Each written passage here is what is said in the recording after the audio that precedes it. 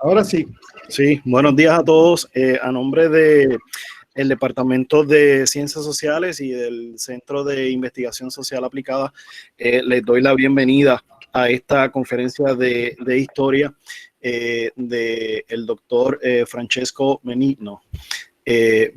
Aprovecho para agradecerle al doctor Francesco Benigno, ¿lo dije bien? Para agradecerle, ¿no? que hoy nos regale algunas de sus ideas. Así que muchas gracias, doctor, y bienvenido. También aprovecho para agradecerle al doctor Marcelo Luci por organizar esta actividad y otras conferencias que ya hemos tenido y que continuaremos teniendo a lo largo del semestre. Muchas gracias, Marcelo. Y nada, gracias a todos ustedes, los invitados y participantes del recinto y de otras instituciones y otros lugares, bienvenidos. Bueno, no les quito más tiempo y los dejo entonces con Marcelo, quien va a decirnos algunas palabras sobre el invitado. Gracias y bienvenidos. Muchas gracias, José. Una cuestión más logística de cara a la presentación, sí que voy a pedir que la gente tenga su micrófono apagado, excepto obviamente Franco. El profesor Francesco Benigno, su formación, ahora me lo recordaba antes, originaria es en filosofía, aunque obviamente es uno de los historiadores actualmente más reconocidos, principalmente en el ámbito de lo que hemos denominado historia moderna, con una amplísima obra, una obra también muy diversa, pero con puntos muy marcados, una historia política claramente, pero también una historia de eso que antiguamente se denominó historia problema, problematizar y pensar con la historia y la propia historia. Y tiene una serie de ejes sumamente interesantes que uno lo conformaría el problema del valimiento como forma de gobierno particular del siglo XVII, y ahí tenemos desde el año 92 su libro L'ombra del rey, a la sombra del rey, acerca de el valimiento del duque de Lerma, y que fue combinando con ese problema de los conflictos sociales de la revolución en el siglo XVII, ese convulso siglo XVII, con otra obra sumamente interesante como es Espejos de la Revolución, Specchi delle Rivoluzioni, del año 99 o 2000, no recuerdo bien, y luego se adentró posteriormente en otra serie de obras, una que para mí particularmente considero que todo estudiante de historia debería leer, que es Las Palabras del Tiempo, un ideario para pensar históricamente, del año 2013, en donde Benigno nos ofrece una propuesta acerca de determinados conceptos que son nodales para pensar esa modernidad, y de ahí se adentró en problemas que podríamos considerar particulares italianos, pero que en un libro magnífico que es La Mala Seta, sobre los orígenes de la mafia, también el problema de la violencia política en una obra Terrore e terrorismo, saggi sulla violenza politica, del 2018, siempre manteniendo la cuestión, digamos, sobre el siglo XVII, como l'Isola del Viceré, una obra que coordina sobre el problema virreinal en Sicilia, y siempre adentrando también en la problemática del uso de la historia, del uso del pasado, que es un poco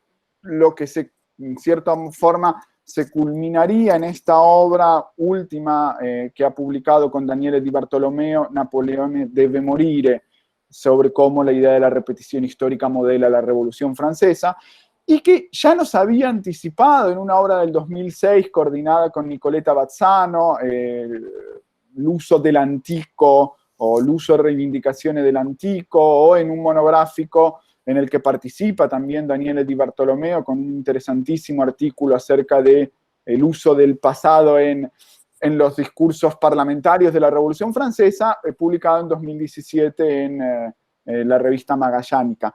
Por lo tanto, vemos una amplitud de temas, pero siempre signados, marcados por la problemática de la historia política, cómo se argumenta lo político con el pasado y cómo esta historia política tiene un correlato en el problema de la revolución que amerita un estudio particular.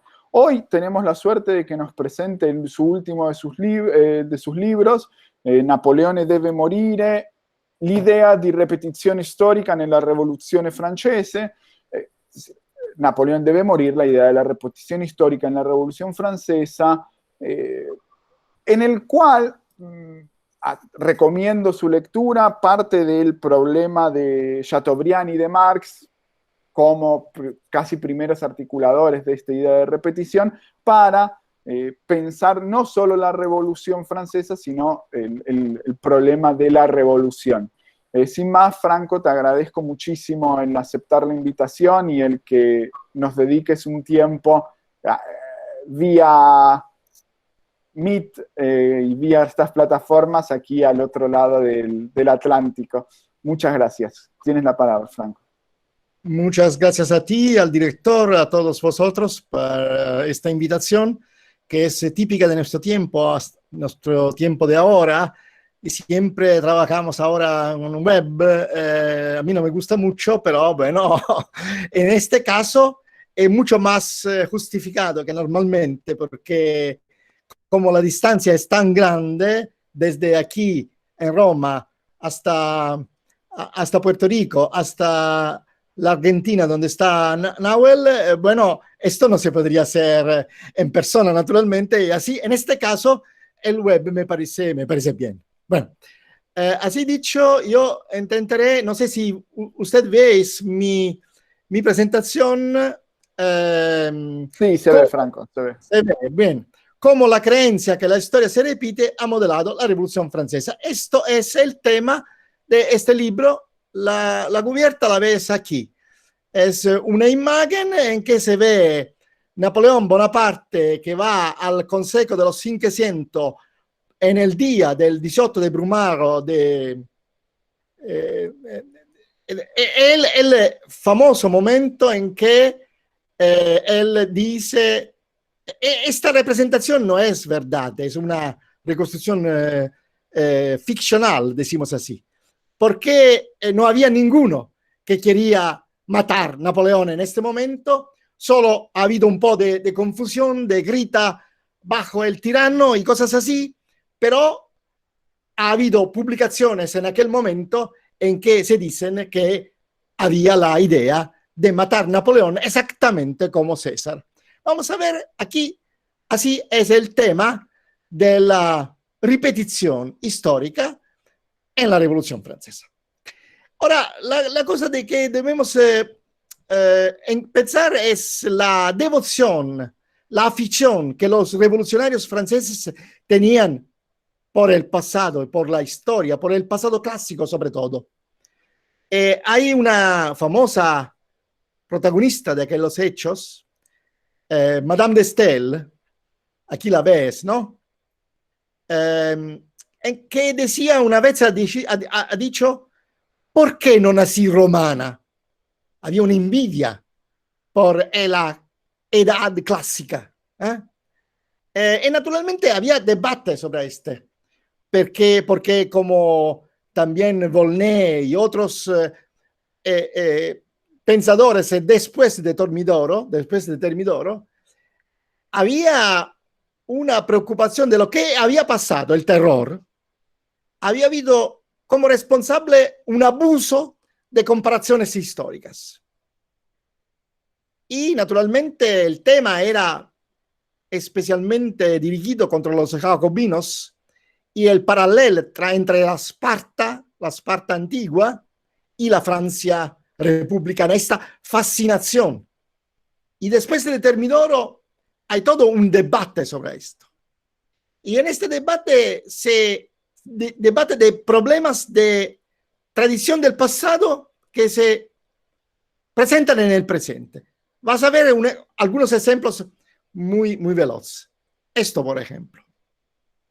Como sabes, en la revolución, especialmente en el 92, hay una difusión de este de este bonnet de la liberté.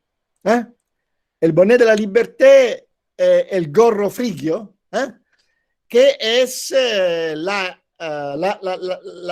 un símbolo de la libertad, porque este gorro era el gorro, como sabéis, que se donaba a los individuos que se libraban de la esclavitud en la antigüedad. Pero después de Termidoro, el bonnet de la libertad ha sido criticado como responsable o símbolo del terror. Y se ha dicho, esto no es el verdadero bonnet de la libertad, el verdadero gorro de la libertad es el gorro frigio, es un gorro asiático, sinónimo de la tiranía. Y naturalmente, esta fascinación de la clasicidad, de la historia, se ve muy bien también en aquellos populares vestidos de historia, podemos decir, que son los sans-culottes, ¿no? Los sans-culottes son gente del pueblo que tiene a lo menos dos símbolos clásicos. El gorro frigio o de la libertad y una pica. Y en la tradición romana, inalzar una pica con un gorro encima es inalzar la libertad. Así aquí ves como el radicalismo político y la fascinación por la antigüedad se mezclan. Y naturalmente, como ya decía Marcelo, que agradezco mucho por su invitación a mí aquí en este tema, François René de Chateaubriand ha sido probablemente el primero hombre que ha hablado de repetición histórica, porque ha escrito un libro, L'Essai sur la Revolución, que es un texto fundador, vamos, escrito entre 1793 y 1796 en el amargo exilio londinés. Fue publicado en 1797 y luego reimpreso por el mismo autor con una nueva introducción y notas de comentario en 1826. Y naturalmente, Chateaubriand acusa en este texto a los jacobinos de querer rehacer lo antiguo, el tema de la ilusión. Texto de Chateaubriand no es solo uno de los textos fundadores de la tradición que quiere explicar la disolución revolucionaria con la peligrosa ilusión de revivir la antigüedad de clase, sino algo más.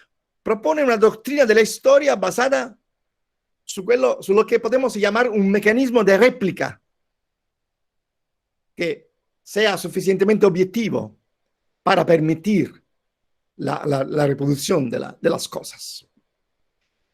Y naturalmente el otro autor que ya Marcelo indicaba era Karl Marx, que en la introducción en el 18 Brumario de Luigi Bonaparte pone per la primera vez en manera precisa el tema de la repetición histórica.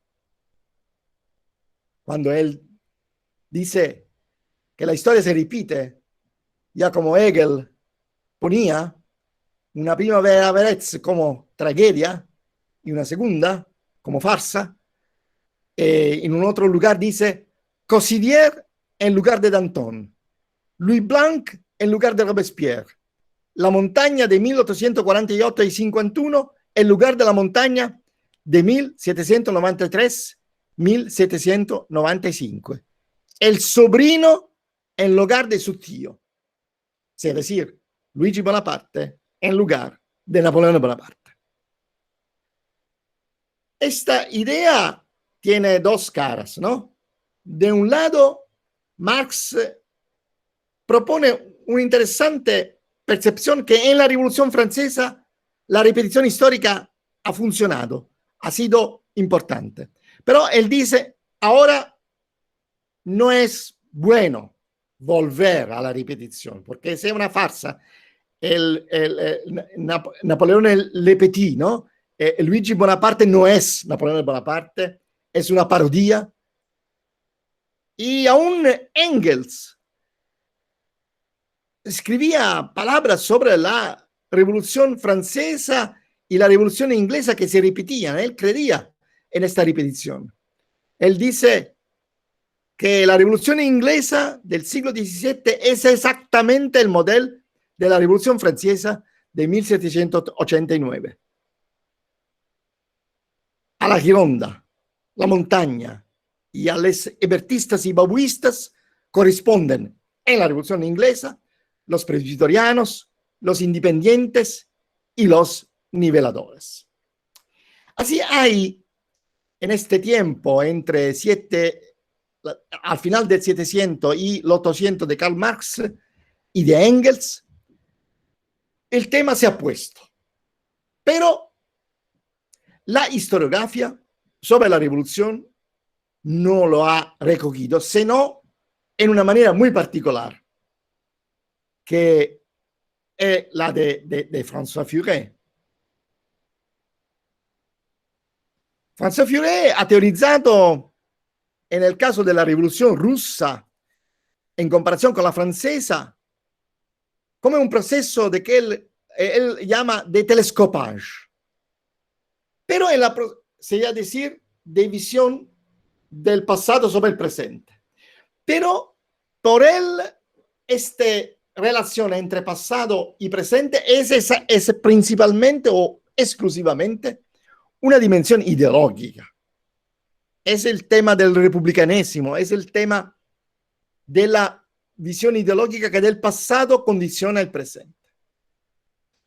Los historiadores propios de la revolución, y aquí diré sobre todo uno, el más grande quizá, el historiador de la Revolución Francesa, Georges Lefebvre, no ha traído, él escribía antes de Furet, no ha traído de Chateaubriand, de Marx, ninguna perspectiva sobre este tema de la repetición histórica.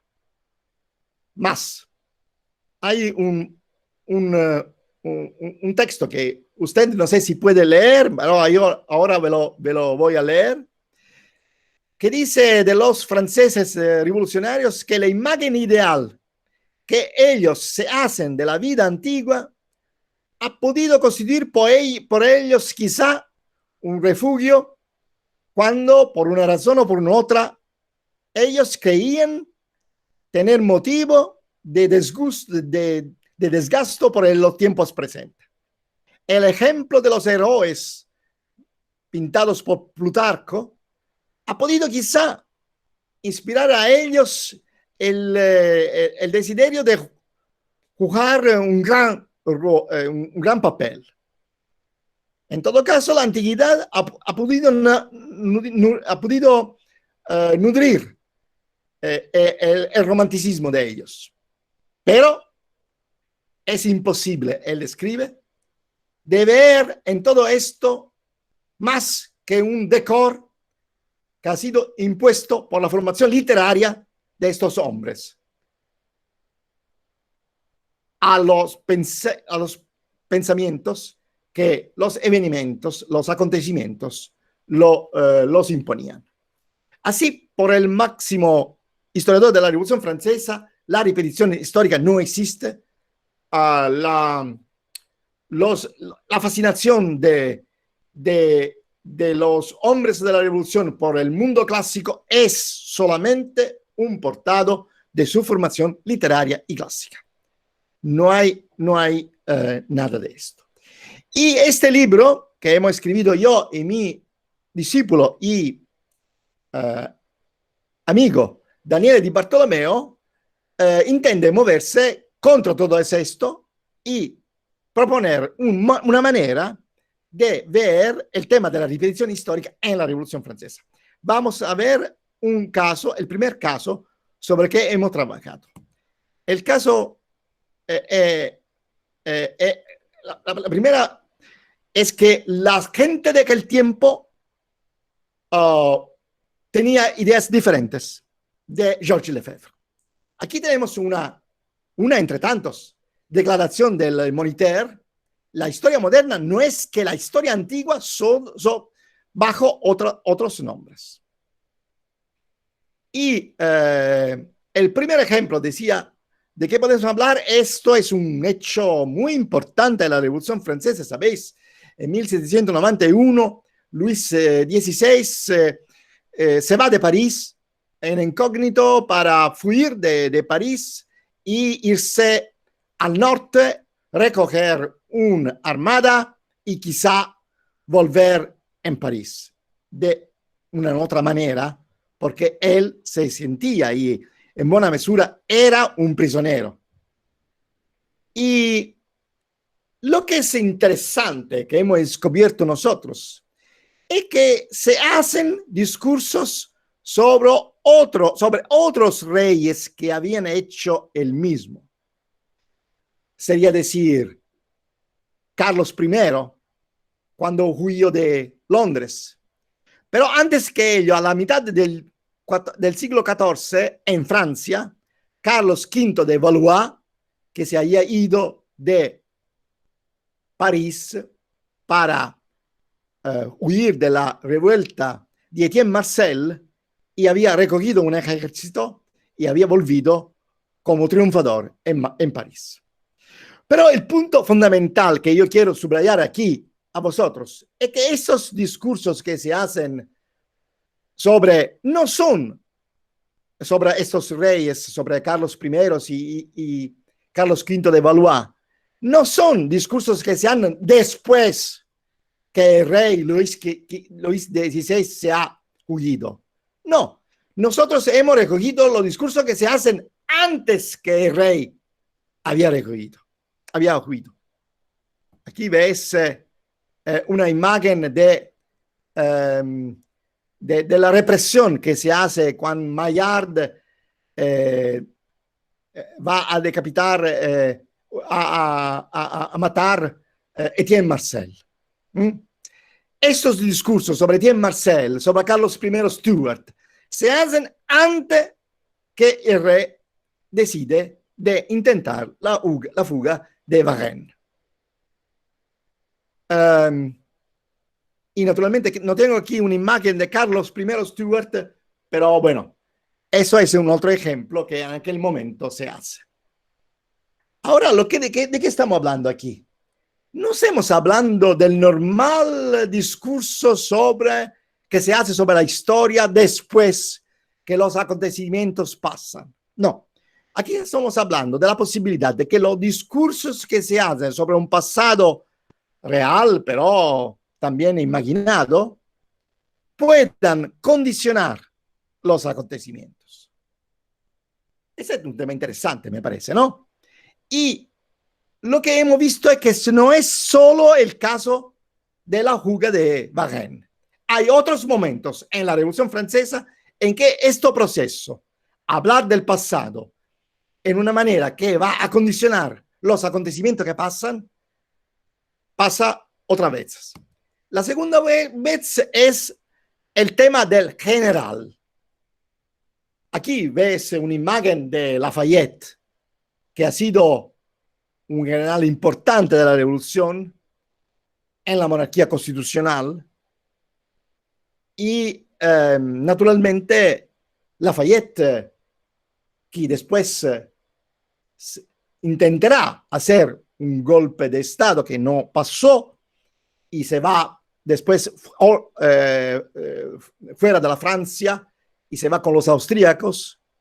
Él es un héroe de la Revolución Americana, es un hombre de grande envergadura, y los discursos que se empiezan a hacer sobre los generales del pasado que han tomado el poder, desde César a Monk, son discursos que se hacen antes que Lafayette intente este golpe que no pasó.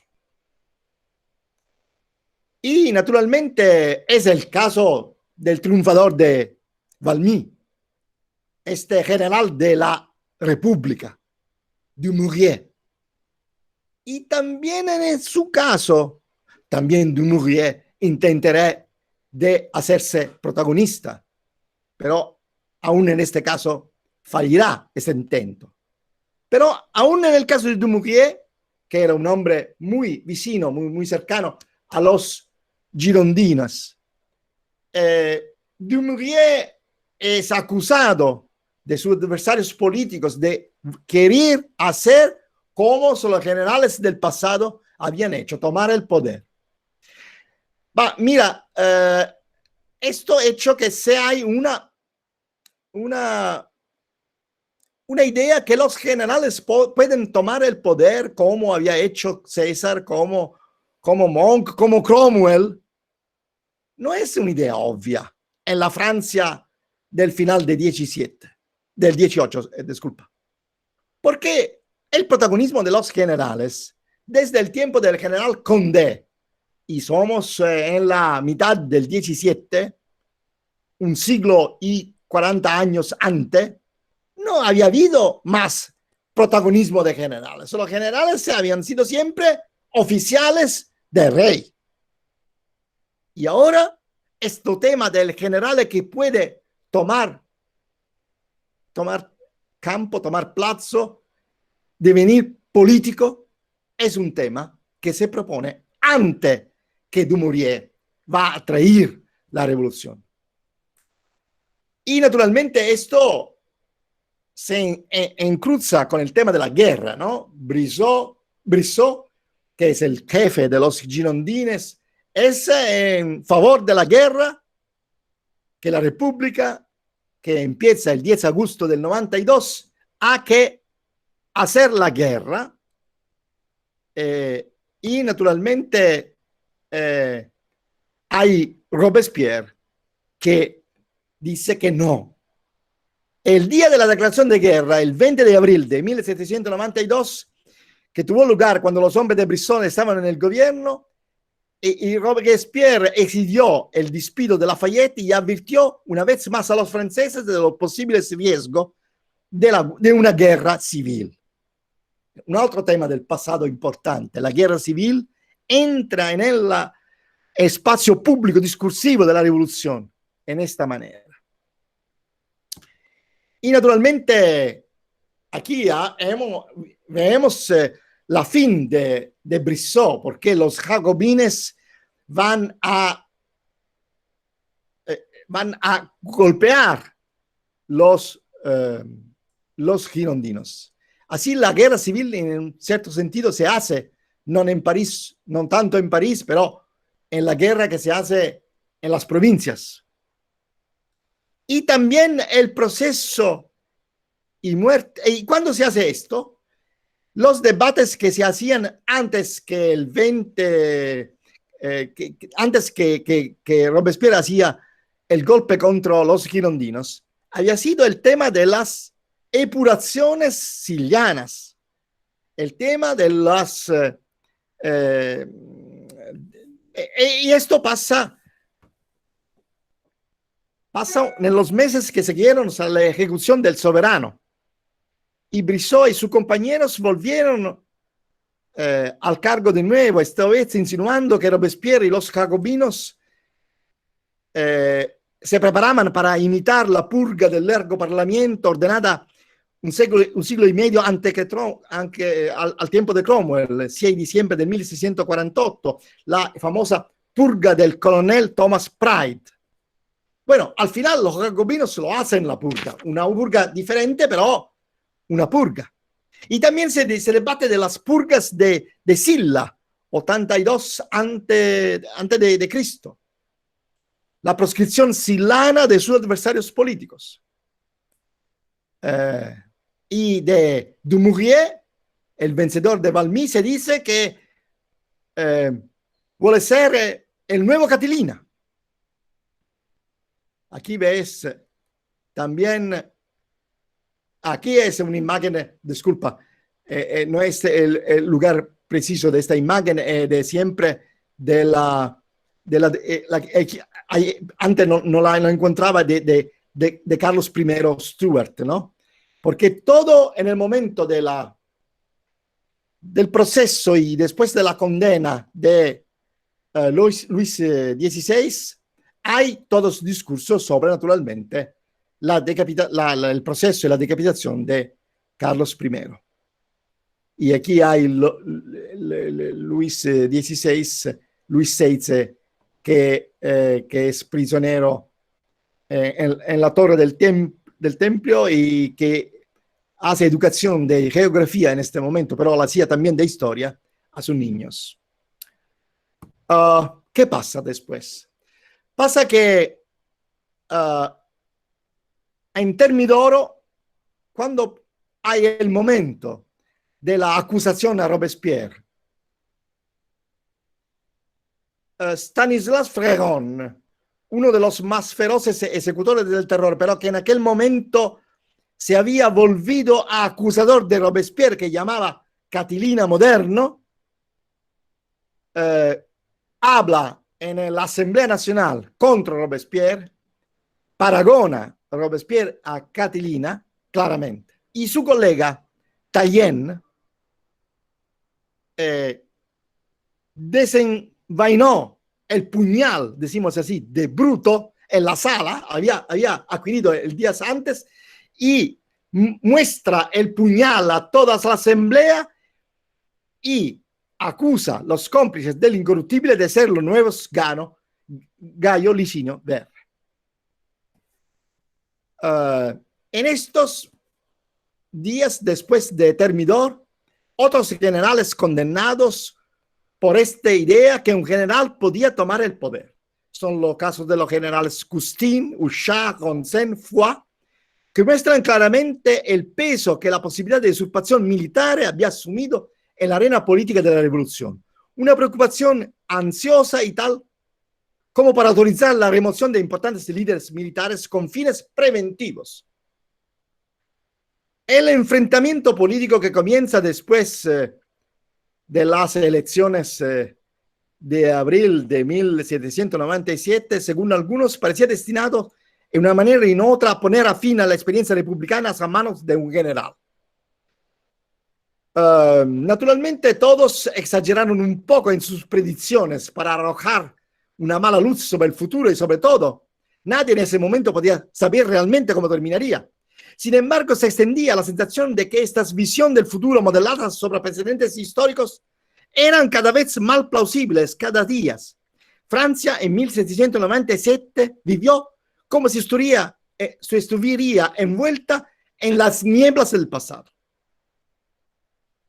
Y efectivamente, en la noche del 4 al 5 de septiembre de 1797, los tres Barras, Le Réveillère, Le Poy Rebelle, con el apoyo del general Augereau, purgaron los consejos y ordenaron la deportación de muchos diputados.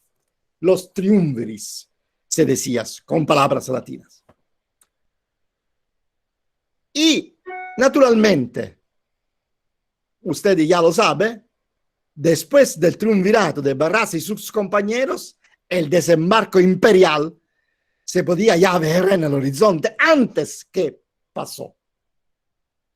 Alguien comenzó a albergar la duda de que detrás de un brillante general corso, Napoleón Bonaparte, que había servido con éxito la República durante varios años y que acababa de regresar de la asombrosa campaña de Italia, se escondía un nuevo César. Aquí hay una imagen, aquí lo ves, ¿no? Napoleón como César. Esto se hace después. Pero se habla de esto de antes. Y cuando pasa, naturalmente, los acontecimientos del día 18 de Brumayo, aquí ves una imagen en que ves siempre la comisión del pasado y del presente. Imagen del presente, pero son vestidos a veces con togas romanas. nuevo recurso al presente histórico destinado a escrutar un futuro que se estaba volviendo imponderable. Naturalmente, por un emperador como este, el presidente no podría ser César, pero Carlo Magno es el modelo histórico que Napoleón tomará. Bueno, ¿qué cosa podemos nosotros decir de todo esto? ¿Cuál es conclusión podemos traer de estas cosas? Yo creo que el misterio de la repetición se puede ver en maneras diferentes. Hay una famosa interpretación en las ciencias sociales de las profecías autocumplidas, ¿no? Que fue acuñada por el famoso sociólogo estadounidense Robert Merton en 1948. Y esto, en su análisis, se basó sobre un teorema, el llamado teorema de Thomas, que dice más o menos así: si los hombres definen una situación como real, será real en sus consecuencias. Ahora, yo lo que pienso, lo que hemos escrito, es que los discursos de los autores históricos que hemos examinado en este libro no son profecías autocumplidas, no son falsas visiones de la realidad que producen efectos reales, son otras cosas. Nosotros pensamos que el misterio de la repetición se puede ser visto de una manera diferente. Yo creo que es más apropiado, nosotros creemos que es más apropiado entender esos discursos como razonamiento sobre la probabilidad de que ocurra algo temido, deseado, y como herramientas performativos para condicionar ese enfoque y, por así decirlo, construirlo. Tal vez la creencia en la posibilidad de la repetición histórica pesó más en la Revolución Francesa de lo que se pensaba tradicionalmente. Ya es claro, nosotros no queremos decir que es suficiente proponer un discurso sobre el pasado para hacer que los hechos, los acontecimientos pasan como aquello. Nosotros debemos decir que ellos creían que lo que allá era pasado era más probable que podría pasar en un tiempo de incertidumbre y que no se entendía bien qué pasaba y lo que podría pasar. Y introducimos en esta manera un concepto, que es el concepto de escenario histórico. Un escenario es algo diferente de una simple narración del pasado que influye en el presente. Es un cambio de narración que, cruzada por analogía con los hechos del presente, permite una interpretación y, sobre todo, se proyecta en el futuro. Permite de elaborar un discurso sobre el futuro por analogía. Naturalmente, esto no quiere decir que es bastante proyectar un escenario histórico en una arena pública y esto pasa. Porque el juego de los intereses, el juego de las fuerzas, el juego de las contraposiciones de grupos y de facciones es tal que no es posible imaginar que ya basta que yo proponga un tema y esto se cumple. No es así. Pero aún si no se cumple, poniéndolo en la arena pública y haciéndolo divenir discurso compartido, este discurso sobre el pasado va a condicionar en cualquier manera los acontecimientos. Para comprender el secreto de la repetición histórica de la Revolución Francesa es útil, pues, abandonar tanto el terreno puramente ideológico que la historiografía siempre ha preferido. No solo Furet, pero también los otros, también Saubourg, desde hace tiempo. Y también abandonar esta condescendencia que tantas veces ha juzgado la referencia al pasado como un hábito inútil, una manía irrelevante. En lugar de pensar como Lefebvre, que la referencia al ejemplo histórico es un adorno y que los actores históricos están entonces sustancialmente influenciados para las circunstancias, como él dice, como él escribe, se puede argumentar, en cambio, que referencia al pasado es exactamente lo que sirve para pensar las circunstancias. Es decir, que la historia fue utilizada como una discriminación, un corte para comprender el presente y descifrar sus tendencias profundas e inmanentes, aquellas tendencias que conducen al futuro.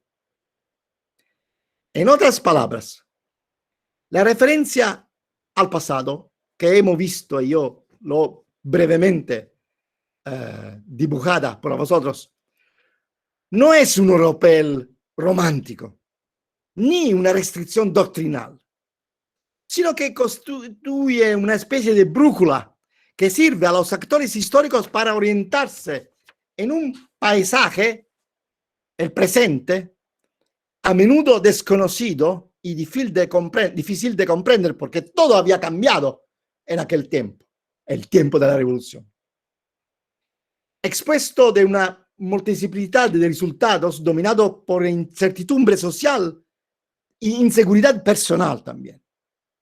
En una situación política a menudo caótica, los escenarios que se podían hipotizar por el futuro y por entender el presente son menos múltiplos de lo que se puede imaginar.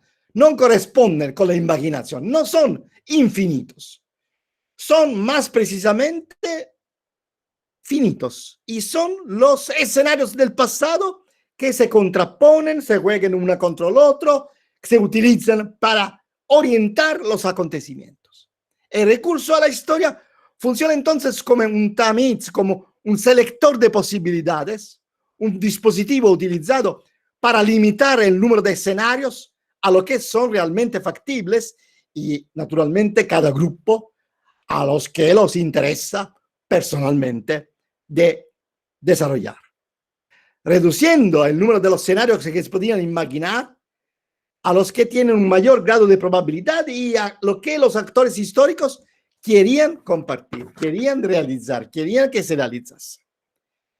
A nosotros nos parece que esta manera de considerar el tema de la historia más que el tema de la clasicidad, aquí no es solo el tema de la importancia de la clasicidad en la Revolución Francesa, es el tema del uso de la historia en la Revolución Francesa, incluso, naturalmente, en la referencia al pasado romano, griego y clásico, generalmente hablando.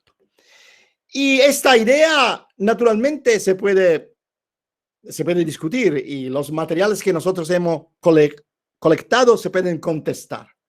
Pero esto es un intento de mirar un aspecto de la Revolución Francesa, pero un aspecto que ha tenido una sua importancia en la Revolución Francesa, que no ha sido considerado por la historiografía.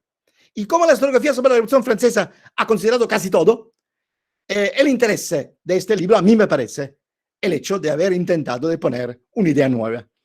Quizá contestable, quizá falsa, quizá aburrida, pero bueno, nueva. Esto es la idea. Gracias. Muchísimas gracias, Franco. Digo lo mismo que en otras ocasiones. Lo malo de estas conferencias es que no se puede aplaudir, o el aplauso como muestra de agradecimiento es menor. Es mucho más interesante escuchar las preguntas.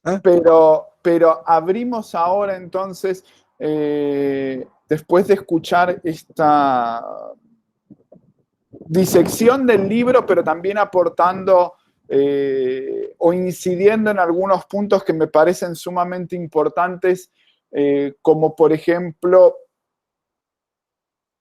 por concluir con estas cosas que acababas de decir, la idea de escenario histórico como conformador de imaginarios posibles que no son infinitos, y cómo entonces la propia revolución configura, o esos usos del pasado y de la historia configura esos escenarios, que me parece sumamente interesante. Antes de dar paso a las preguntas, agradecer también que está la doctora Ramonita Vega, es directora del área de historia en nuestro departamento, y también está el doctor Daniele Di Bartolomeo, coautor del libro, que nos acompaña también, y también la doctora Angela Balón, especialista en revoluciones del siglo XVII, así que les agradezco a todos. Las preguntas, o pueden prender su micrófono y comenzar a hablar. Creo que Hernán Rodríguez había pedido turno. Cuando quiera formular su pregunta o comentario, es el momento. Sí, buenas tardes, ¿se escucha? Sí, Sí. Hernán. Profesor, muchísimas gracias a los autores del libro por esta valiosa presentación. Mi nombre es Hernán Rodríguez, doctor de la Universidad de Salerno, discípulo del profesor Carmine Pinto, que seguramente el profesor conoce. Somos amigos con Carmine. Hemos hecho también cosas juntos.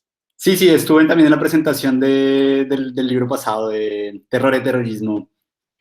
No, hemos hecho con Carmine un monográfico de la revista Meridiana Sí, sobre el tema del borbonismo. sí, lo sé. Sí, o sea, esto lo hemos curado yo y Carmine Pinto. Sí.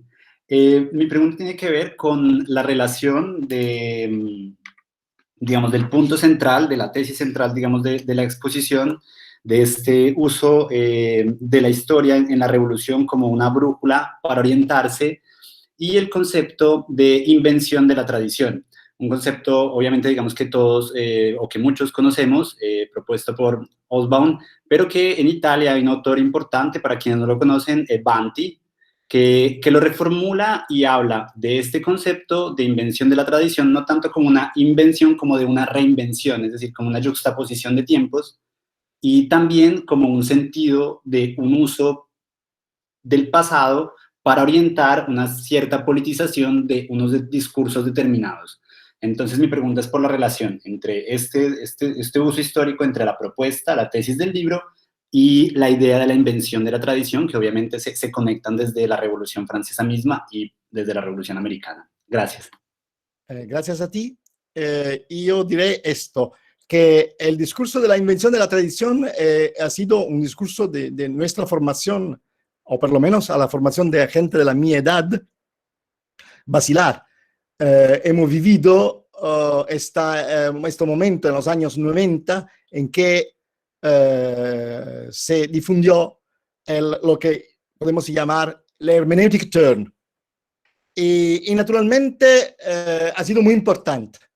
Pero la referencia a Banti no me parece que encaja bien en ese discurso. Porque la perspectiva que yo y Daniele hemos propuesto es completamente distinta de aquella de Banti. Porque al centro del discurso de Banti, yo después, si me escribe, te puedo enviar una cosa que he escrito sobre Banti. Bueno, no lo puedo aquí hacer en manera difundida porque la gente quizá no conoce el texto de Banti, pero al centro del discurso de Banti es el discurso nacional. Como los actores históricos son considerados dependientes de un discurso, que es el centro. Aquí, en nuestra perspectiva de este libro, el centro no son los discursos en cuanto tal. Son los actores que, por sus razones, sus intereses, utilizan discursos y se contraponen uno a otro discurso pero esto contraponer discursos, hacer circular discursos en la esfera pública, produce efectos. Y nosotros miramos los efectos, pero no tenemos una idea de una historia como dependiente de un discurso, una visión textual. Nosotros pensamos que los discursos son muy importantes, pero también son importantes las intenciones y las prácticas de los actores históricos. Muchísimas gracias, profesor. Gracias también al doctor Rodríguez por su pregunta, por su intervención. Abrimos, insisto, yo tengo varias preguntas, pero abro un poco primero a las preguntas. Un estudiante de nuestra universidad, Gabriel Rosario, querría hacer una pregunta. No sé si quieres abrir el micrófono, Gabriel, o prefieres escribirlo. Sí, buenos días, profesor. Tengo una pregunta y es acerca del libro y el tema en general de lo que es la repetición de la historia. La pregunta es, ¿cuáles son los otros puntos de vista en el tema de la repetición de la historia y en su libro? Y si la hay, y si se pudieran utilizar como nuevo punto de base para así tener un poco más de conceptualización sobre el tema. No he entendido bien. ¿Qué quiere decir? Ok, este es en el tema que usted nos presenta sobre la repetición de la historia y en su libro de Napoleón debe morir. Sí. Si hay otras bases de información que sean en un tema que quede un poco más afuera de lo que se basa el libro en sí, pero de una forma que se puede utilizar como base. Bueno, aquí sería mejor que Daniele Di Bartolomeo explique esto, pero bueno, lo digo yo por él. Él ha estudiado, como yo ya decía a Marcello Luzzi antes que empezamos esta conversación, ha empezado a trabajar sobre el 1848 y a ver cómo la Revolución Francesa constituye un escenario histórico muy importante por los actores históricos que se encuentran en 1848 y que repiten o intentan no repetir. Hay algunos naturalmente que quieren repetir y otros que quieren no repetir lo que pasó en la Revolución Francesa. Y esto se puede decir que todo el itinerario de 1848 hasta el 1851, hasta que Napoleón III repite el itinerario de Napoleón I y se hace emperador de los franceses por una segunda vez, ¿no? Y esto es un tema que Daniele Di Bartolomeo está trabajando y es un tema muy interesante, muy importante. Y esto es un caso, naturalmente. Se podría hacer muy bien también en el caso de la Revolución Rusa, pero naturalmente no ha sido hecho. También si el libro de Tamara Kondratieva pone el problema de la influencia de la Revolución Francesa, pero no lo hace a la misma manera que lo hemos hecho nosotros en este caso, y así se podría hacer también un estudio sobre la importancia que ha tenido por la Revolución soviética los precedentes históricos, que son la Revolución Francesa, el 1871, la Commune de París, que es común porque ha habido una otra Commune de París que es la Comune Revolucionaria. No es un caso, ¿no? Perfecto, muchas gracias, Franco. Gracias, Gabriel, por la pregunta. Ahora vamos a dar paso a Nahuel Cabañaro. Antes, el doctor Carlos Hernández te agradecía, Franco, la exposición excelente y que gracias por aceptar la invitación. Nahuel, cuando quieras formular tu pregunta.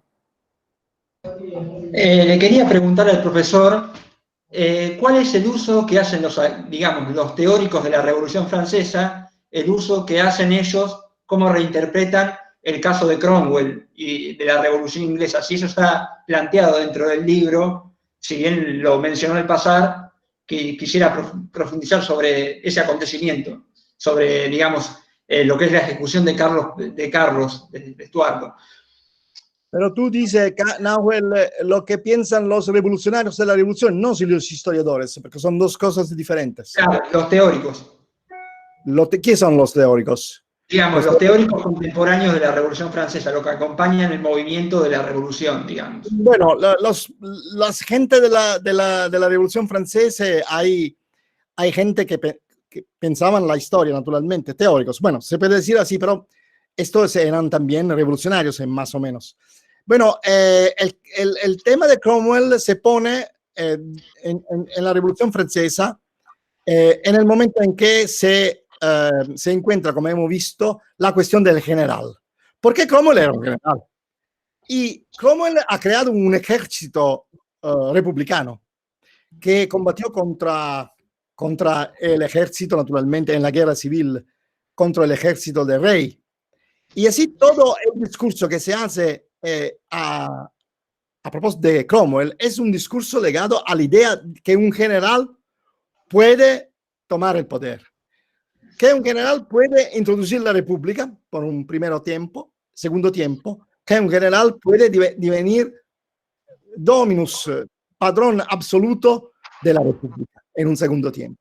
Así Cromwell persiste, ¿no?, en el discurso de la revolución antes que empieza la república y después durante la república. Sí, Cromwell es un caso de reflexión del pasado, de cómo el general devienta protagonista político. Muchas gracias. Después Chateaubriand lo utiliza muchísimo en su libro. Muchas gracias. Gracias, Nahuel. Gracias por la pregunta. No sé quién más querría alguna pregunta. Mientras tanto, sí, Franco, me interesaría si pudieras, mientras nos surgen más preguntas, me interesaría si pudieras ahondar un poco en el libro. Hay partes en que se dialoga mucho más con la obra de Koselleck y con el problema del presentismo o el Satellite como conformación de un mundo moderno, y que me parece interesante la interpretación o la propuesta que ustedes hacen de escenario histórico, que en cierto punto vendría a ser un diálogo con esos espacios de experiencia y horizontes de expectativa. Y si pudieras, en cierto modo, profundizar un poquito más en esta cuestión y en el diálogo que ustedes hacen con la interpretación koselleckiana. Bueno, el problema es que nosotros no vivimos ahora en el tiempo de Koselleck. Porque el tiempo de Koselleck es el tiempo de la modernidad. Y él puede poner un Satellite, que sería decir un pasaje entre las montañas, decimos así, entre el antiguo régimen y el mundo moderno, y fundar todo su discurso sobre esta diferencia, decimos así. Pero nosotros vivimos en un tiempo en que un otro Satellite se ha realizado después. Y es el Satellite que divide lo que llamamos el moderno, que para nosotros es el pasado, y el que podemos llamar postmoderno, una modernidad extenuada, una modernidad quizá doble, una modernidad sofisticada, no sé cómo decirlo, postmoderno. Claro que en nuestro tiempo no es el tiempo del tiempo de la modernidad clásica. Es un tiempo diferente. Y así me parece que lo que hemos hablado antes, el giro hermenéutico, es una diferencia también muy grande entre nosotros y Koselleck. Porque por él, al final, bueno, naturalmente, Koselleck, estamos hablando de un grande teórico de la historia, ¿no? Y ahora digo, nosotros somos como los nanos sobre las espaldas de los gigantes, vamos. No es que pretendo ahora discutir con Koselleck, pero bueno, yo creo que nosotros vivimos en un tiempo diferente, en que los problemas no se pueden reducir a las perspectivas del horizonte de esperanza y el pasado de experiencia o del terreno de la experiencia como él ponía. Y también hay un punto a lo menos, que la dimensión de la esperanza es la dimensión de una historia progresiva, que es típica del moderno, en que el presente está, por así decirlo, conectado con el futuro, con un futuro posible, un futuro de cambio, un futuro de mejoría, un futuro de nueva perspectiva, un futuro de un sol del avenir que se va a realizar. Todo esto acabó. nosotros vivimos el presentismo porque se ha rompido la idea de una historia progresiva que es conectada con el futuro en manera lineal. Nosotros vivimos un tiempo que mira más al pasado en una manera diferente, no como el antecedente del presente, que es el antecedente del futuro, y todos están sobre una línea muy precisa.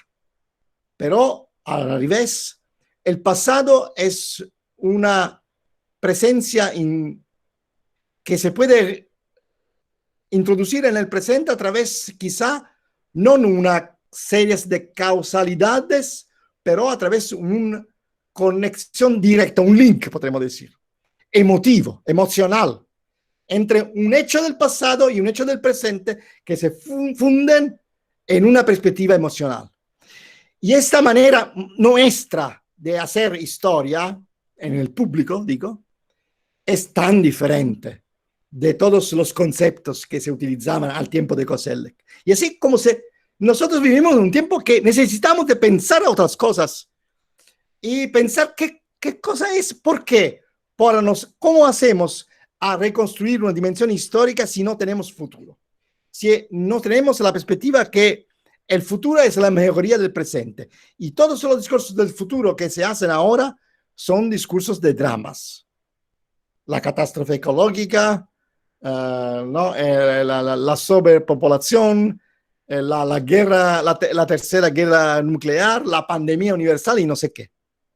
Y así se ha rompido esta idea. No hay horizonte de esperanza ahora. Una de las pilares de las categorías de Koselleck no hay más. Bueno, este discurso podría ser más complejo y tengo un poco de vergüenza de haberlo reducido así a un discurso casi de bar, pero bueno, esto es necesario. Pero podríamos hacer un seminario sobre Koselleck. Daniele Di Bartolomeo ha escrito una cosa sobre uno de los... sobre el discurso del presentismo, y de François Hartog, que es uno de los intérpretes del discurso sobre el presentismo.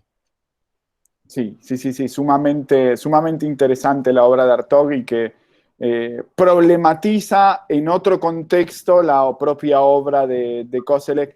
Justamente me parecía interesante por esto que estabas hablando de cómo el punto actual en nuestra contemporaneidad de no existencia de un futuro o de la ruptura de esa linealidad de futuro genera que ese planteamiento koselleckiano, y esto tuvimos unos seminarios hace unas semanas y algunos los planteamos así, el problema de nuestra temporalidad ahora mismo justamente radica en cómo pensarnos sin pensarnos en un futuro o con una enorme incertidumbre de cara a ese futuro a todos los niveles, no solo material, sino también epistémicamente, ontológicamente, incluso hermenéuticamente, como hablabas. Porque el presentismo, Marcelo, no significa que ahora la historia no está. La historia está en una otra manera. No está a la misma manera que estaba antes. En una manera en que el pasado, el presente y el futuro se conectaban a través de causas y evoluciones precisas. Ahora hay el presente, no hay futuro, y el pasado es llamado con un link, como he dicho, ¿no? Un link emocional. Esto es. Sí, incluso pensemos ahí en la investigación que se está haciendo, con esto que decías me remite a un proyecto interesante que llevan colegas en Madrid, que es sobre la historia del fracaso, como conformación de esta ruptura con un presente. Voy a dar paso a Santiago Colom, que te formula una pregunta por el chat y dice así: usted se refirió en momentos de roles que los diferentes actores históricos tomaron en la repetición de la historia, en este caso, la Revolución Francesa. ¿Estos actores fueron conscientes de sus roles con respecto al pasado o entraron en las mismas de forma inconsciente? No. Yo creo que los actores sabían muy bien. Por ejemplo, se decía ya al tiempo en Thermidor que los jacobines eran obsesionados por el pasado clásico y por Esparta, y que ellos eran inconscientes de la diferencia que había entre una república grande como la Francia y una república muy pequeña como podría ser Esparta o Atenas. Bueno, no es verdad. Los jacobines conocían muy bien las diferencias entre la clasicidad y su tiempo, pero utilizaban un lenguaje, utilizaban una manera de discutir y de proponer las cosas que era muy peculiar de su tiempo. Y no quiere decir que no entendían las diferencias. Los actores históricos saben las diferencias, pero la realidad es una cosa que ellos intentan de plasmar, de formar, y los discursos lo ayudan a construir la realidad. No se debe decir que son actores inconscientes. Esto sería aún, la diferencia es entre su discurso y lo de Banti, ¿no? En que los actores son dependientes del discurso. No. Los actores utilizan los discursos y los utilizan de manera diferente.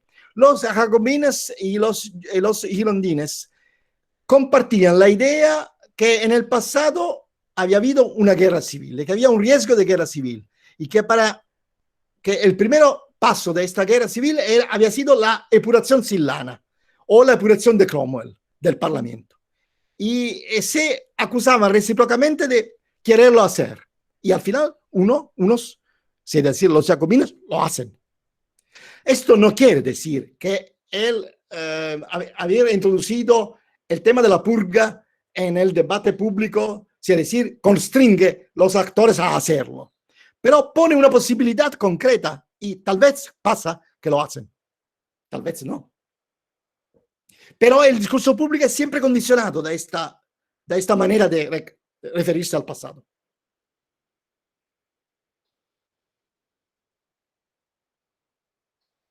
Gracias, Franco. La doctora Vega te agradece por haber aceptado la invitación también y por la conferencia. No sé quién más... Estas preguntas y participación. Sí, no sé quién más tenga una pregunta. A mí hay una cuestión que ya... Vuelvo a lo mismo, no me voy a centrar tanto en el libro, que después podemos andar, como en cómo podemos interpretar o cómo ustedes podrían interpretar, digo, en tu caso con Daniele Di Bartolomeo también, discursos que surgieron con posterioridad a la Revolución Francesa y que claramente establecen esto. Estoy pensando en Benjamin Constant y su discurso acerca de la libertad de los antiguos y los modernos, que no es directamente ese uso de la historia o de esos escenarios históricos que traen al pasado y que piensan futuros limitados, sino que sería más una suerte de trabajo teórico, pero que van a surgir, obviamente, tú has hablado con claridad de Chateaubriand o de Karl Marx, pero no sé si también han proyectado, aparte de lo que me comentabas de Daniele Di Bartolomeo acerca de 1848 y 51, otro tipo de textos y otro tipo de cuestiones con posterioridad a la revolución. Has hecho mención a la revolución rusa, pero que entiendo que no lo van a ustedes entrar. Si han proyectado, al margen de esto, continuar o seguir pensando este ejercicio propositivo y de investigación que han hecho con la revolución, en ampliándolo un poco más. Bueno, yo te puedo decir una cosa que quizá te interesa, ¿no? Este utilizo de la historia tiene una importancia fundamental en el romanticismo. Y en el romanticismo la historia diventa realmente el enfoque fundamental del discurso público. En toda la época del romanticismo, la historia realmente es dominante, decimos así. Pero había un utilizo del pasado aún antes, aún en la época precedente. Tú has hecho referencia a mi trabajo sobre los válidos. Bueno, mira, en todo el discurso europeo sobre el valimiento hay referencias al pasado que se interconectan con la presencia de hombres que gobiernan al puesto de rey, son otros reyes de facto, ¿no? Y estos ejemplos son ejemplos clásicos, bíblicos. Amán, Sejanus, son ejemplos medieval, Álvaro de Luna, y todas esas referencias a hombres que en el pasado hacen esto se encuentran cuando se quieren debatir el tema de aquel problema es ¿qué es un privado o válido? ¿Qué es correcto que hay uno que obra como si fuese rey pero no es rey? Y los ejemplos históricos que se utilizan son utilizados para discutir del presente. Y esto no es solo el caso de tratados de políticos, pero también de obras teatrales. Nosotros, por ejemplo, en la Revolución Francesa hemos utilizado varias obras teatrales en que se habla del pasado para hablar del presente. Y esto también pasaba en el 17 con obras como Mira de Amezcua, como el mismo Quevedo, como otras obras que hablan del pasado, como el francés Mathieu, como Ben Jonson, Sejanus is Fall, que hablan del pasado, pero al mismo tiempo hablan del presente, ¿no? Esta influencia del discurso del pasado tiene mucha importancia en otros campos. No sé si te ha respondido a tu pregunta, pero hay perspectivas de posibilidad de trabajar en esta manera. Sí, muchas gracias, Franco. No sé si alguien más tendría alguna pregunta, comentario, indicación, algo que quieran hacerle llegar al profesor Francesco Benigna, bueno, o a Daniele Di Bartolomeo también, que por suerte está también presente. Ciao Daniele.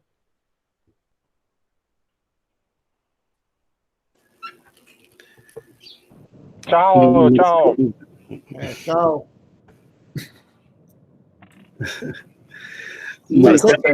No habla español, pero bueno, puede hablar en francés, creo que es el mismo. Sì, grazie Daniele per vi accompagnare qui in questa conferenza di Franco. Ti ringrazio.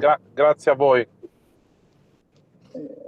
Grazie a voi. Daniele, vuoi aggiungere qualcosa?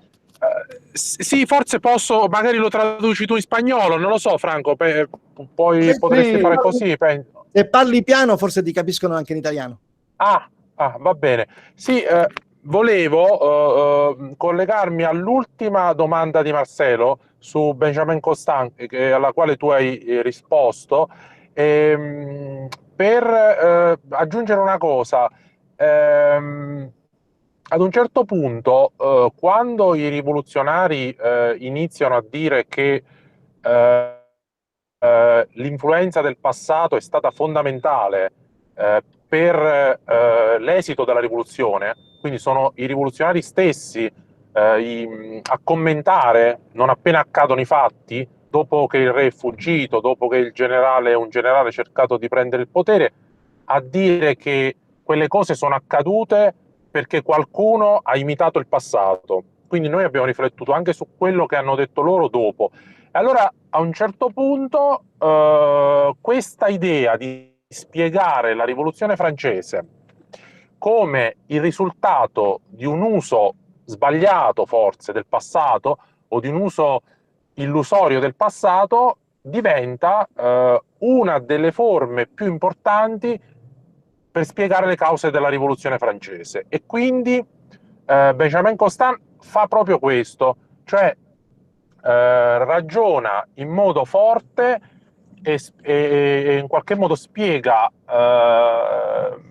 l'insuccesso della rivoluzione francese o le difficoltà della rivoluzione francese attraverso un paragone sbagliato con il mondo antico. Quindi questi discorsi che vengono fatti dopo la rivoluzione francese, sui paragoni che sono stati fatti, rientrano, possono essere inseriti nella storiografia sulla rivoluzione francese.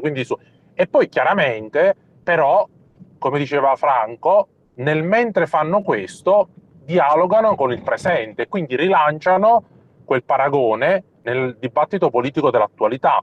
E questo capita in modo molto forte, come diceva Franco, nel 1848, in un momento nel quale chi scriveva di rivoluzione francese, come Michelet o come Lamartine, altri studiosi, si sono ritrovati a farla, e quindi quelle parole che avevano scritto per interpretare il passato e spiegarlo diventano di colpo anche un commento e uno scenario per il tempo presente. Quindi diciamo che non possiamo mai dire che chi parla del passato lo faccia solo avendo un occhio al passato. Certo, quando uno lo fa in un tempo di rivoluzione è più evidente l'uso strumentale che se ne fa. Quando lo si fa in un momento di tranquillità è più difficile spiegare il senso, però se si riflette si trova una connessione col presente. Solo questo volevo, e nel ringraziarvi tutti, insomma, per questa bella presentazione.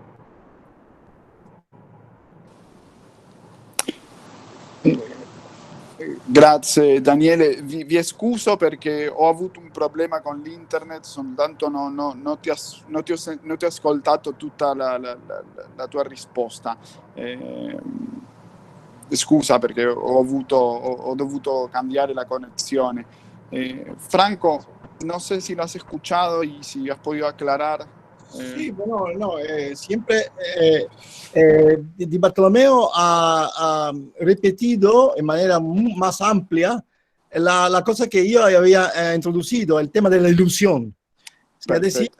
Es decir, que hay un debate que empieza después del Midoro y continúa en toda la reflexión sobre la Revolución Francesa, sobre el papel que ha jugado en la Revolución la afición por el pasado clásico, y especialmente por explicar la radicalización y el terror como imitación del antiguo.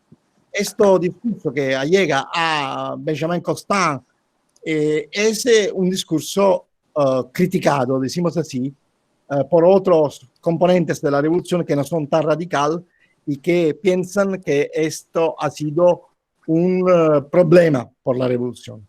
Es naturalmente una tendencia que empuja el discurso sobre bases ideológicas, que son diferentes de lo que hemos hecho yo y Daniele, que es el intento de descubrir una dimensión más discursiva, no completamente o no totalmente ideológica.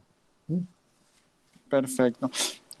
José, perdón, no sé si justo antes querías hacer alguna pregunta, algún comentario, que vi justo antes que Daniele hablase. Sí, Marcelo, gracias. Una pregunta para el invitado. En su respuesta, me parece que fue al doctor Rodríguez. ¿Me escuchan? Sí, te oímos perfectamente. Y también con el audio. En su respuesta, me parece que fue el doctor Rodríguez, señaló que los actores no son dependientes del discurso, y que usted prefiere enfocarse en sus usos de los discursos, la contraposición de los discursos y en las prácticas de los actores. De hecho, todo eso apunta hacia un concepto que usted mismo me parece que mencionó en su presentación, que es el concepto del performance, un concepto hoy definido de varias formas, y quería saber si podía hablarnos un poquito más sobre su uso particular del concepto, y si lo mencionó o lo discute en su libro. Bueno, claro que la idea es que la dimensión fundamental de los discursos es una dimensión performativa. Es decir, entre las relaciones entre las palabras y las cosas, le parole, les choses, ¿no? Decía Foucault. Entre esta relación entre las palabras y las cosas no son representación de las cosas, son algo más.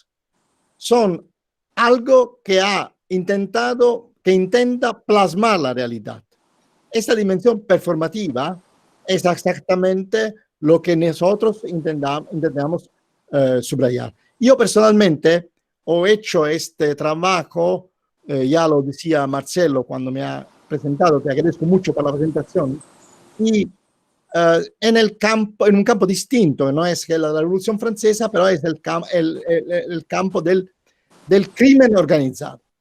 En este campo se ve muy bien cómo tú no puedes dividir o distinguir la realidad y los discursos, porque los criminales dependen en parte de los discursos que se hacen sobre ellos y de los discursos que ellos hacen también.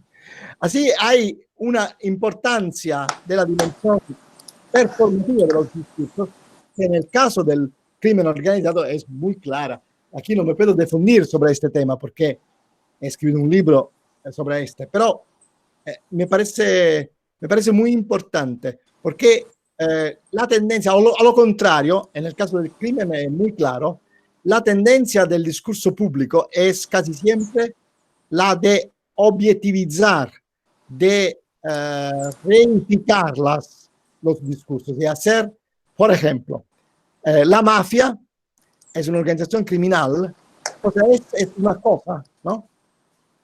También ellos decían cosa nostra, ¿no? Es una cosa, es una dimensión ya predefinida. Pero si nosotros vamos a estudiar estas cosas, descubrimos que las cosas son mucho más complicadas y que los grupos y los diferentes hombres entre y fuera de la así dicha mafia juegan con los discursos, incluso la definición de mafia, exactamente como nosotros. Esto naturalmente es un discurso que en la esfera pública es difícil de hacer, porque se lo hace, te pueden decir que seis cómplices de los criminales. Bueno, lo que pasa es que nosotros como historiadores tenemos necesidad de trabajar para la gente, para acercar la verdad y así no simplificar la realidad.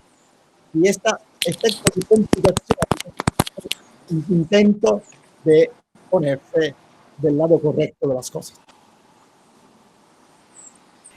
Gracias, doctor. Gracias, Franco. José, te voy a pedir, no sé si, porque desde donde estoy no puedo ver el chat, no sé si tú ves si hay alguna pregunta más en el chat. No veo ninguna. Okay. Solo aquellos que se han despedido o han agradecido. Ok. No sé si habría alguna cuestión más, si no, bueno, simplemente, Franco, agradecerte por aceptar la invitación, por el diálogo, por tu presentación y por el diálogo, también a Daniele por acompañarnos. Recomiendo el libro, realmente no es un libro sencillo, pero es un libro muy agradable. Es decir, no es sencillo, es decir, es de estas cuestiones que ameritan dedicarle tiempo, pero su lectura es muy agradable.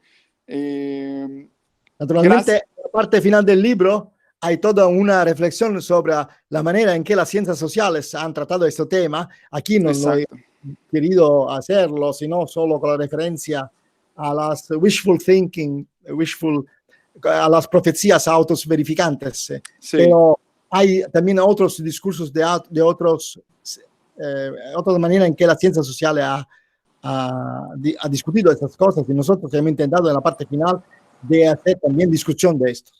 Sí, hay un diálogo en los últimos capítulos, y sobre todo en la conclusión, un diálogo muy interesante con esos imaginarios de las profecías autocumplidas y las ciencias sociales, realmente sumamente ilustrativo y sumamente recomendable. Te agradezco enormemente, Franco, en nombre mío, pero también del Departamento de Ciencias Sociales de la Universidad de Puerto Rico en Mayagüez. La verdad que es una suerte haber podido contar con tu presentación. Y gracias a todos los que han asistido. Y nos seguiremos viendo, seguiremos anunciando otras conferencias. Franco. Gracias a ti, gracias a todos por las preguntas y para haber invitado a mí, Marcelo y nosotros a esta interesante discusión y quizá que no haría posibilidad de Marcelo de vernos de persona y no solo en el web. Ojalá pronto sea un poco más seguro viajar y podamos vernos. Claro que sí. Claro quizá, que sí. Bueno, quizá. Sí. Vamos a ver. Bene, Sì, grazie, sì. grazie a tutti. Grazie Daniele. Grazie. Gracias a todos. Grazie a voi. Grazie.